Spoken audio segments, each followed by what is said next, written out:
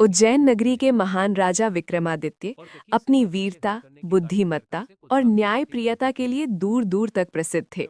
कहा जाता था कि उनके दरबार से कोई भी व्यक्ति अन्याय सहकर वापस नहीं जाता था। एक दिन की बात है, दरबार में एक गरीब किसान आया। उसने बताया कि उसके पड़ोसी ने छर से उसकी जमीन हड़प ली है। किसान के पास कोई लिखित प्रमाण नहीं था, पर उसकी आंखों में सच्चाई साफ झलक रही थी। राजा विक्रमादित्य ने दोनों पक्षों को ध्यान से सुना। पड़ोसी धनवान और चालाक था। उसने झूठी गवाही और नकली दस्तावेज भी पेश कर दिए। दरबार के कई लोग भ्रम में पड़ गए। राजा ने तुरंत निर्णय नहीं सुनाया। उन्होंने कहा, सत्य समय से डरता नहीं। राजा ने एक अनोखा उपाय निकाला। उन्होंने आदेश दिया कि दोनों व्यक्ति रात भर उसी खेत में एक एक दीपक जलाकर रखें। जिसने सच्चाई से दीपक जलाया होगा, उसका दीपक प्रातः तक जलता रहेगा। रात हुई, किसान ने मन से प्रार्थना कर दीपक जलाया और ईमानदारी से खेत की रखवाली की।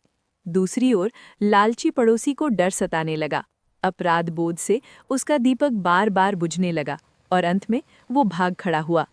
सुबह राजा स्वयं खेत पर पहुंचे। किसान का दीपक अब भी जल रहा था। राजा समझ गए कि सत्य उसी के साथ है। राजा विक्रमादित्य ने किसान को उसकी जमीन वापस दिलवाई और दोषी को कठोर दंड दिया। पूरे राज्य में न्याय की मिसाल कायम हो गई। राजा ने कहा, जहां सत्य और धर्म होते हैं, All वहीं hail सच्चा Raja Vikramaditya. May his reign bring prosperity and justice to our land.